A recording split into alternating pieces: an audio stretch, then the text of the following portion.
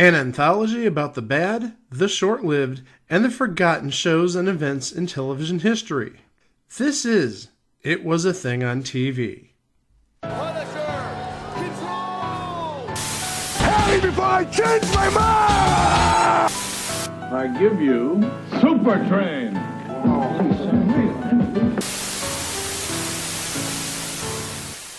Episode 460, submission number 2515, Days Like These. Days Like These aired on ITV from the 12th of February to the 14th of July 1999 for a total of 13 episodes, 3 of which went unaired. So not counting the unaired episodes, that is 6 less than a crock block. Greg, you are the historian. Do we have anything from February of 1999? No, we do not.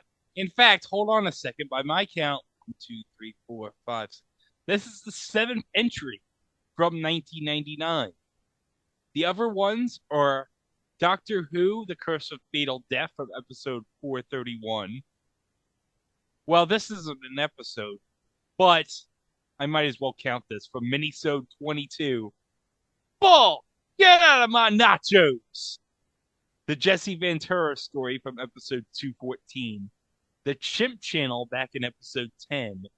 A recent entry, Chuck E. Cheese in the Galaxy 5000. And Shasta McNasty. And now, for perhaps the only anachronism that we will ever have on this podcast, a song from 1990 by Asia in this 70s themed TV series.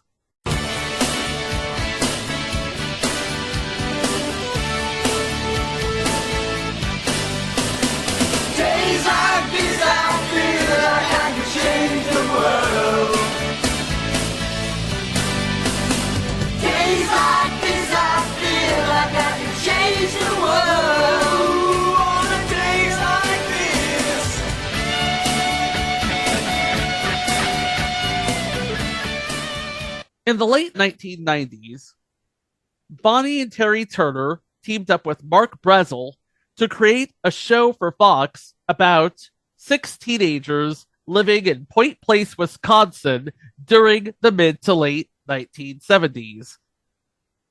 It was called Teenage Wasteland. However, The Who's Pete Townsend refused to sign off on that name. So they tried The Kids Are All Right. Pete Townsend didn't sign off on that name. So they just tried Feeling All Right. But Fox looked at Feeling All Right and thought that the name was less than memorable. So Bonnie Turner suggested that the show would just be called That 70s Show, because an audience member in the crowd would say, I loved that show about the 70s. It was that point where it ultimately became the official title for the show. According to many of the cast members, this wasn't a send-up of the 70s or a parody of the 70s. It was legitimately living as a teenager in the 70s. And it became the second longest live action sitcom in Fox history. Seeing the success on Fox, ITV wanted a piece of that 70s action. But it wasn't just enough to, just import the episodes, because that would be the easy way out. And the thing of it is, and this is partly also the reason why Days Like These failed, the show was way too American. It's also why Coupling failed in the US, because if you watch the original Coupling, it was way too British. So Tom Werner, Marcy Carsey, Karen Mandelbach, the Turners, and Terry Brazel teamed up with Jesse Armstrong and Sam Bain, who would go on to create such shows like Peep Show and Succession. I know you like Succession, Greg. I don't really watch Succession. I only watch it for Alan Ruck. That's good enough for me. But they teamed up to adapt several early episodes for British audiences, which of course means taking American references and turning them into British references. For example, I want to say they were watching a Star Trek rerun in one episode. That became a Doctor Who rerun. Oh, that's good. I'm sure they're probably watching some good Tom Baker episodes. And they replaced President Ford in an episode with Prince Charles. A single Prince Charles, because this is the 70s after all. And also, they replaced the town of Point Place, Wisconsin, with the real life town of Luton, which is in the east of England, a few miles north of London. Did it work? We'll talk about that in a moment, but right now, let's talk about all of the people who are on days like these. They didn't change many of the names, but you will know who's who in a moment. In the role of Eric Foreman, they didn't change that name, is Max Rotzley, who played a Sacrifice Nova Corman in Guardians of the Galaxy, and is also known as Sir Laurent Marbrand in a couple of episodes of House of the Dragon, besides playing a voice in Star Wars Battlefront 2. Hold on. Which Star Wars Battlefront 2? It just says Star Wars Battlefront 2 from 2017. Okay, the EA Star Wars Battlefront. Because the original Star Wars Battlefront games are getting a remaster. And he was Agent Dean in one episode of 24 Live Another Day. So if you're keeping score, that's 424 references this week. Playing his parents, Ron Foreman, not Red Foreman, Ron Foreman and Kitty Foreman, Trevor Cooper from Star Cops in 1987, and playing Kitty Foreman is Anne Bryson, who was in Doctor Who: The Monthly Adventures for Big Finish. Because we can't get enough of talking about Big Finish on this podcast. Playing his neighbor slash sometimes girlfriend, Donna Palmer, not Donna Pinciotti, Donna Palmer, Rosie Marcel, who you may remember as the detective in the bathroom from Venom: Let There Be Carnage. Or maybe I'm the only one who remembers that. I remember that scene. Well, maybe we'll talk about it one day. Playing her parents, Bob and Midge Palmer, Steve Steen, who you may remember from Whose Line Is It Anyway? I know I do. And also Blackadder. And Sarah Stockbridge, who you might remember from Interview with the Vampire. The best friends include Dylan Jones, who was supposed to be Stephen Hyde, played by Harry Peacock, who was Proper Dave in 2008 episodes of Doctor Who. That is the Silence in the Library episode. That is the debut of River Stong, if I remember correctly, in season 4. He was also a regular in Drunk History UK. That's right, because they made a UK Drunk History. But no Derek Waters. Then you have Michael Maguire, not Michael Kelso, Michael Maguire, played by Carlton James, credited as James Carlton. Didn't do much before this show and hasn't done much since. He was on 112 episodes of Emmerdale Farm. Oh, okay. What is that? I have no idea what that is. It's a soap opera. Oh. Yeah, anything that lasts like more than, say, 24 episodes in Britain is a soap opera. Well, it's no Coronation Street, damn it. It's no EastEnders either. Playing his girlfriend, Jackie Burgett, not Jackie Burkhart, Emma Pearson, who was on episodes of the original Coupling, My Hero, and as a regular on both Killing Eve and Hotel Babylon, all of which aired on BBC America once upon a time. But we Yanks can hear her as the voice of Nene in Xenoblade Chronicles Definitive Edition for the Switch. And rounding out the cast is fellow by the name of Torbjorn Rasmussen, played by Jamie Beck. 3 guesses who he's supposed to be. Whoever Tommy Chong played. No, he's supposed to be Fez. Oh, I'm thinking of all of the things Fez says, and then I think about Torbjorn, who says them in a slightly different Swedish accent. Because in the show, Torbjorn is Swedish. They basically took existing American scripts and changed them into British scripts. For example, they substituted an old British car for the old American car when Eric gets the family car. Prince Charles for President Ford when Eric goes streaking. And of course, Luton for rural Wisconsin. But I do have the episode guide if you want to hear it. Episode 1, Batteries Not Included. An adaptation of That 70s Pilot. Eric, having been given access to a car, takes his friends to a Cockney Rebel concert. Episode 2, Eric's Birthday. Adapted from the script of the same name.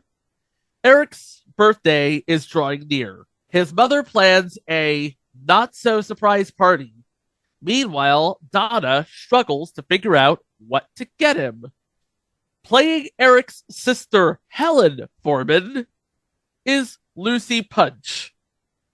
We talked about her in previous entry, The Class. But we also remember her as Esme Squalor on Netflix's A Series of Unfortunate Events. Episode 3, Crown Jewels. An adaptation of the episode Streaking. Eric and the gang plan to streak during appearance by Prince Charles. Episode 4, Disco Nights.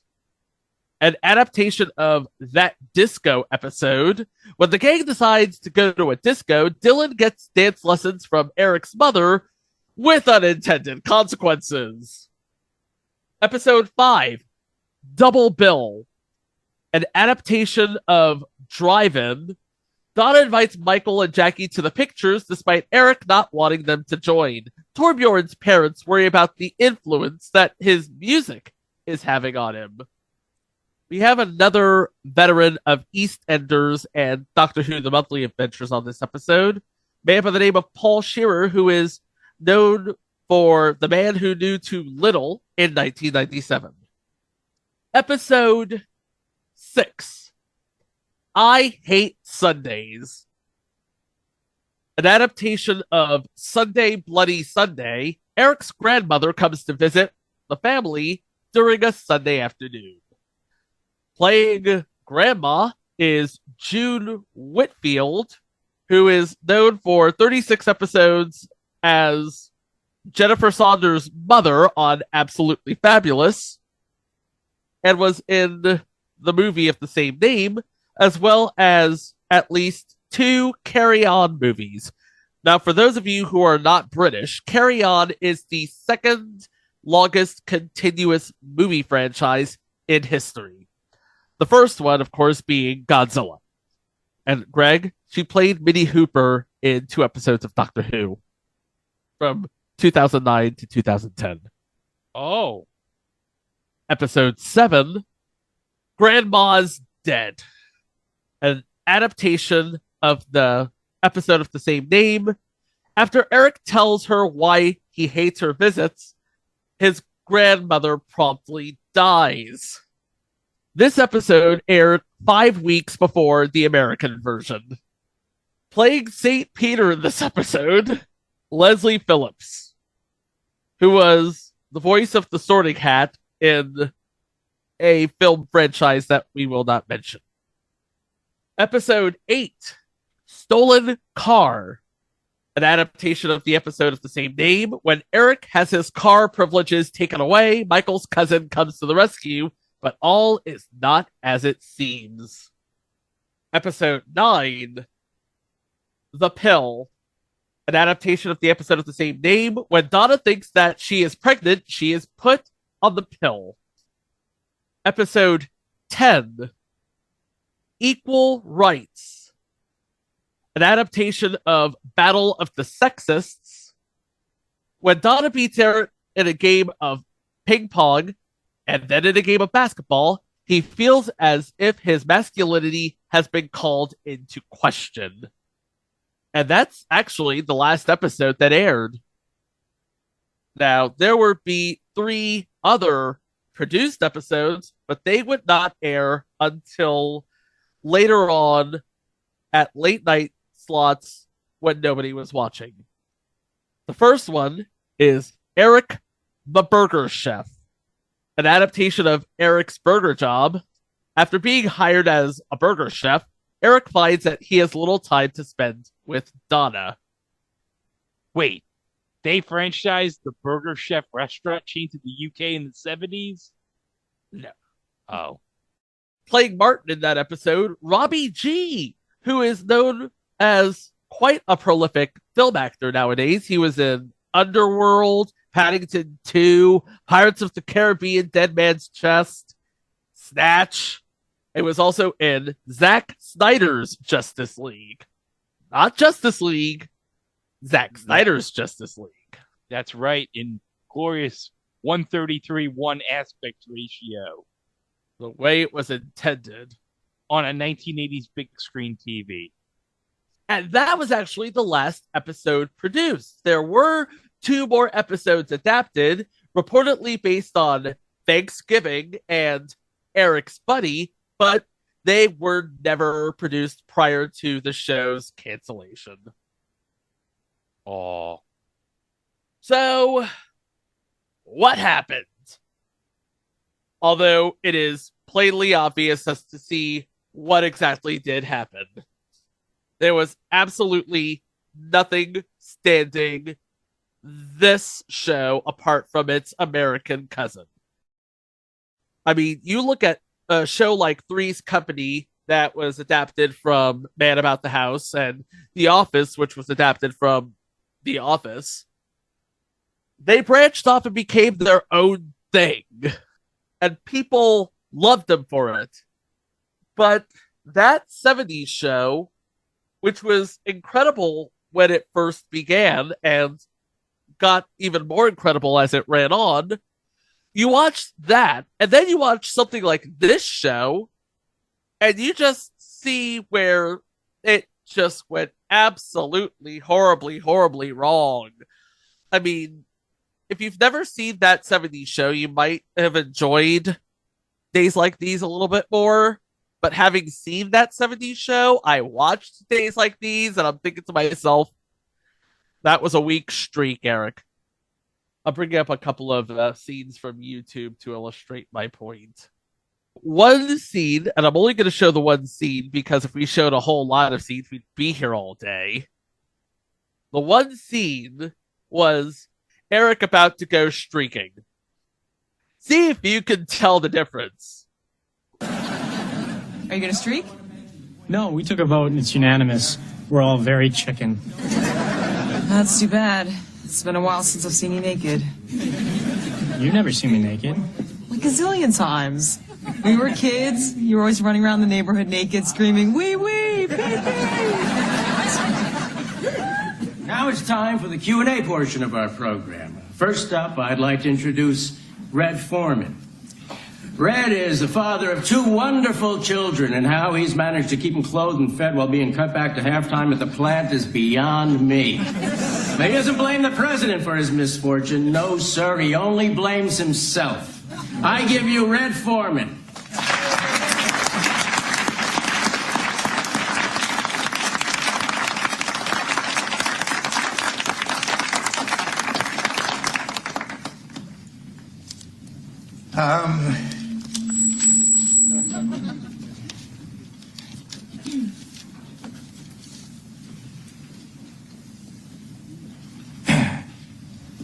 Mr. President, I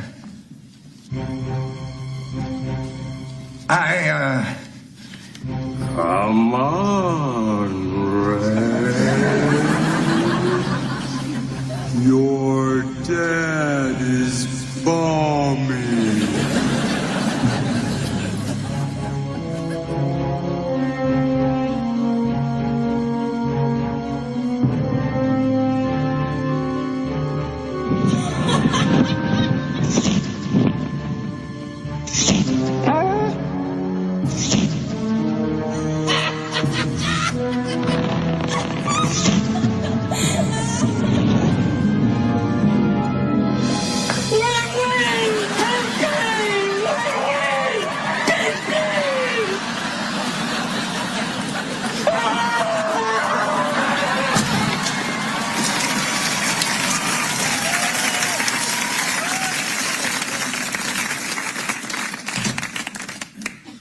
Hey, Jerry. Here's my question. How the hell could you pardon Nixon?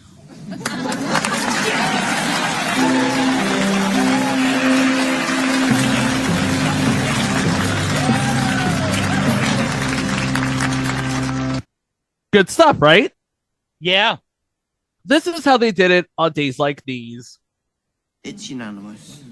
We're all chickens. That's a shame. I was really looking forward to distraction from the Palmer family flag day. Besides, it's been ages since I've seen you naked. Well, you've never seen me naked. Eric, I've seen you naked about 1 million times. When we were kids, you used to run up the road screaming wee wee pee pee. And let's talk about your doctor and nurses in the sandpit. Okay, quits. I'd like now to ask Mr. Ron Foreman, an employee at the local car factory, to stand and give thanks to His Royal Highness on behalf of the people of Luton for his visit here today. Ron.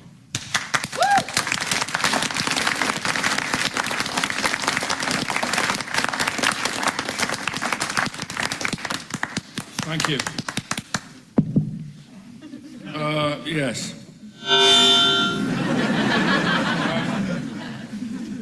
I've got something very important that I've got to say.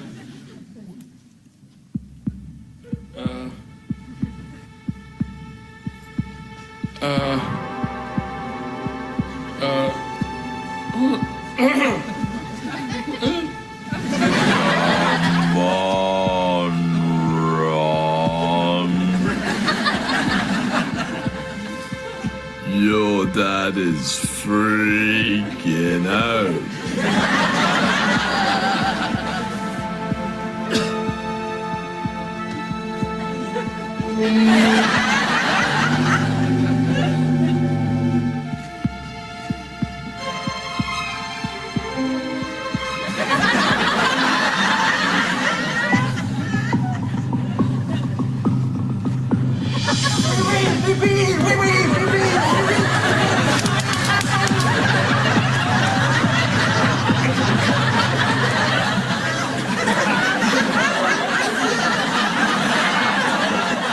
Well, Your Royal Highness, I must say, we did know you were coming here today, but we didn't expect to see the crown jewels as well.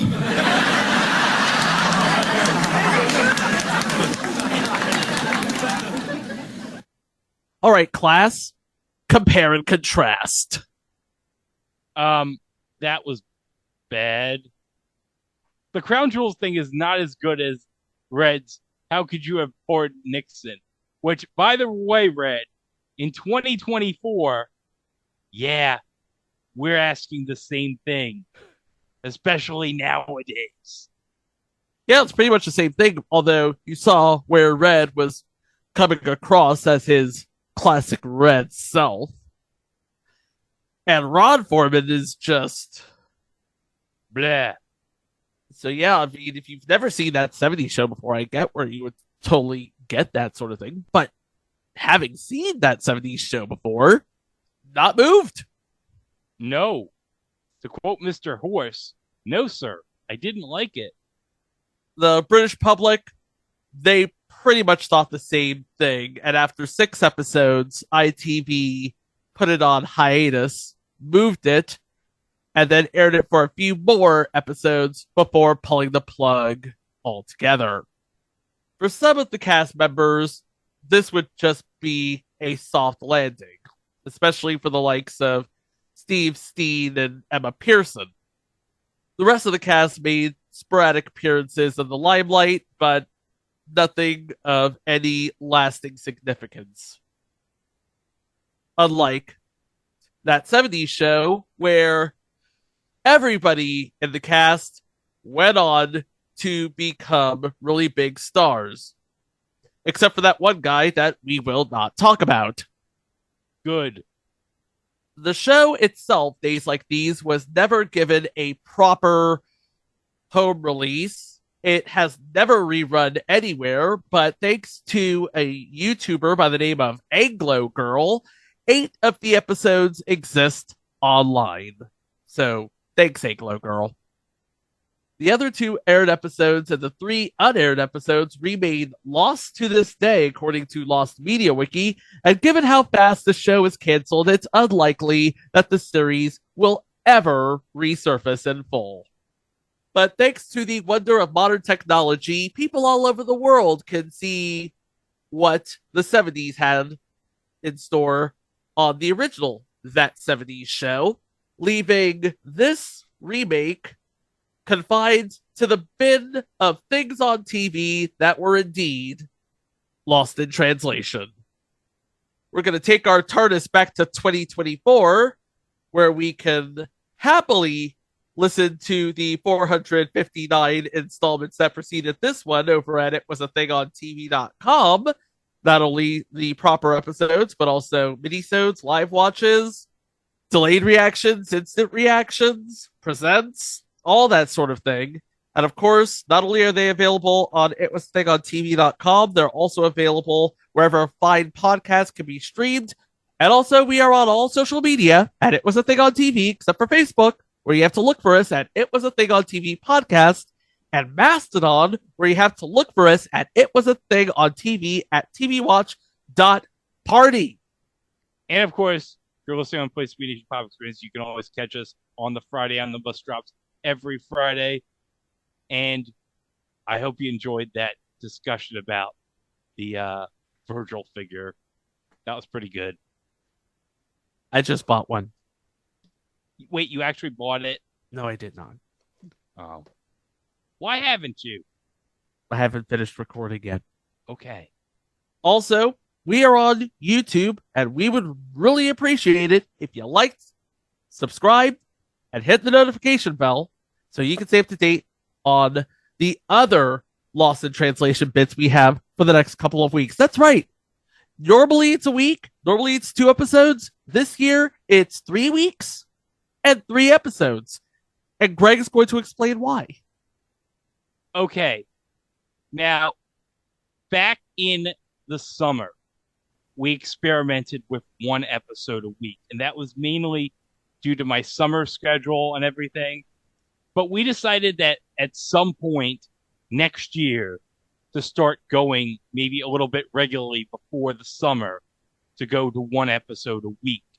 Now, what we decided to do, because normally around this time we have pilot months, like in March or April. So we decided to put pilot month to May because we didn't want to do the 1 episode a week starting in March and then have pilot month in April and then have people say, well, you said you were only going to be doing 1 episode a week and now you're doing 2 episodes a week in April.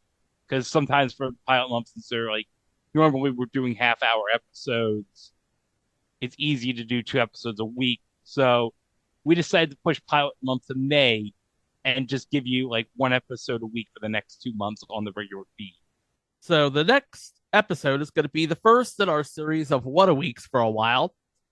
And in that episode, we are continuing Lost in Translation Fortnite with a delectable Japanese tradition taking root on American soil, but not the one you're thinking of.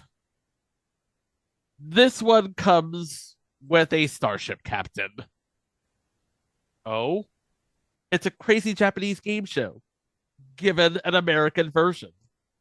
And we'll talk about that next week, right here on It Was a Thing on TV. Thank you so much for listening. Please be kind to one another, and we will see you for the next one. Wow! Back by popular demand. I want to be an American. I want to live here to stay. I want to be an American. I want to say what I got to say. I want to be an American in the land of the free. I want to be an American. It's right for me. Hello, Lincoln. Hello, Dixie. Hello, hot dog. Hello, baseball. Hello, Broadway. Hello, hello, hello. I want to be an American. I want to be an American in the land of the free. In the land of the free. I want to be an American. I want to be an American. It's right for me. It's right for me. In America, it's right for me.